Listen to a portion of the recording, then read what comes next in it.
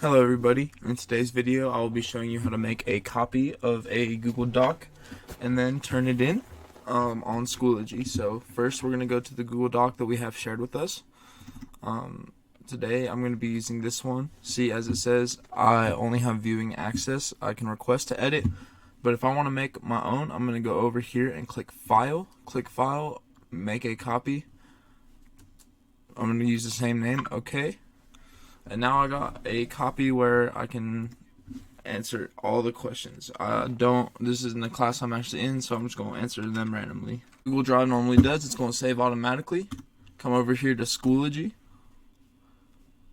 Now that we're on Schoology, I'm going to go to Courses.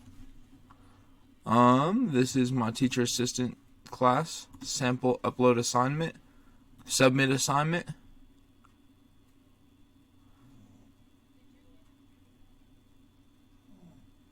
So once we get here, we're going to click on resources, check on this one, import,